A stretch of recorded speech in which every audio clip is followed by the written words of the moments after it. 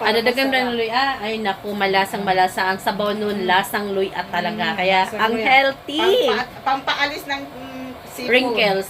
Pampaalis ng wrinkles. So, walang mga wrinkles. Pampalis ng toxic. Ano te? Toxic. Pampaalis daw ng toxic. Ayun. So, ayan. So, ang sarap-sarap nun, pang antibacteria yan. Pang bacteria. So, ayan po ang mga masisipag ngayon kasi wala pa silang mga part-time. So, kumpleto kami dito sa bahay.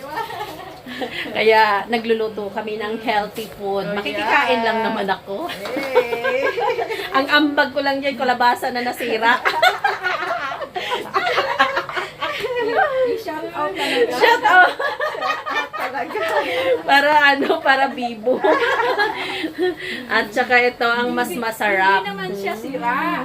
Malapit na siya mabulok. Hindi siya sira, pero malapit siya masira. So, alam mo guys, ang pinaka-healthy ito talaga na sariwang gulay. Sariwang gulay. Na pangpalasa talaga. Tapos, ang alogbati namin, alogbati. Ang lalaki ng dahon. Ang lalapad ng dahon. Ang lalapad ng dahon. Tapos, yung malunggay namin. Ay, naku, si Ate Marisa, busy sa paghimay ng kalabasa. Ay, Ate Marisa. Shout out, Ate Marisa.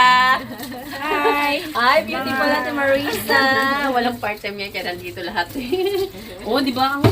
Ano yan, te? Okay yan, te. Masarap yan. Kaya nga, tinatanggal ko niya. Yan. Oh, sige na guys. Bye. Mamaya, magmukbang tayo ng gulay. Mag-live tayo mamaya.